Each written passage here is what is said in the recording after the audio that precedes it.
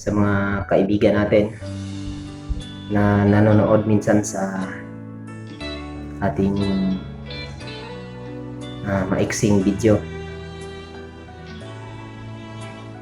Paano mo kaya mailarawan na ikaw ay tinatawag ng Diyos bilang maglingkod sa Kanya? Kung ikaw ay magkahilig sa Biblia, tinawag ka ng Diyos para maka-interest sa Kanyang salita, maglingkod sa Kanya, gawin ang Kanyang inuutos sa Biblia, yung mga bawal na hindi dapat gawin ng isang lingkod niya, na yon ay dapat nating pag-ingatan sa ating puso.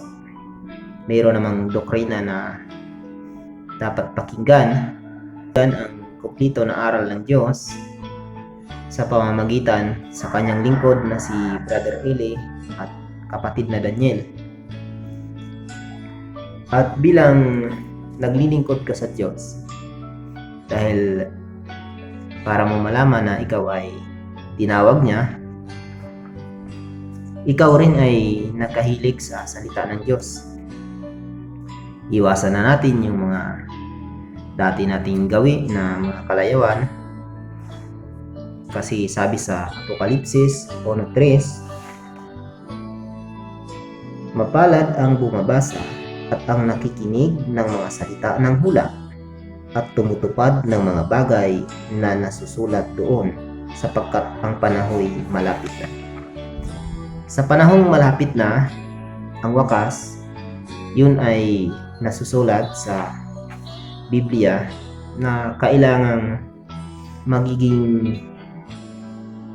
mag-interest tayo sa salita ng Diyos, at yun ay ating pag-ingatan.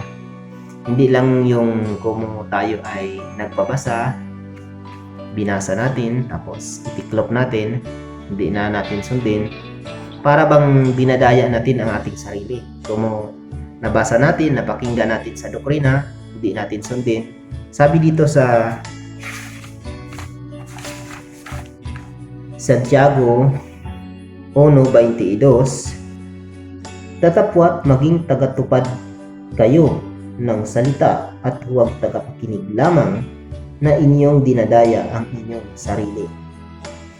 Dapat huwag lang tayong tagapakinig, dapat tuparin din natin ang salita ng Diyos.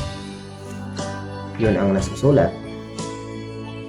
Huwag tayong manglamig sa aral, tutuparin natin ang kanyang mga salita, dahil ang katungkulan lang ng tao ay maglingkod sa Diyos at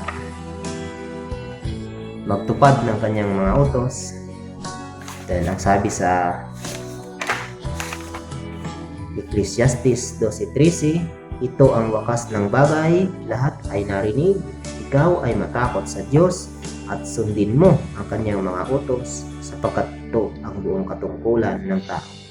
Ang katungkulan lang po natin ay sumunod sa utos ng Diyos at huwag magkunwari sa mga bagay na makapangsanlibutan, kundi saliksikin natin ang Biblia, saliksikin natin ang buo, dahil ito kailanman ay hindi magkukulang, sabi sa Biblia.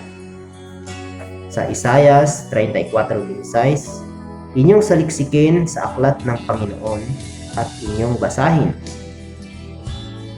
Kahit isa sa mga ito ay hindi magkukulang.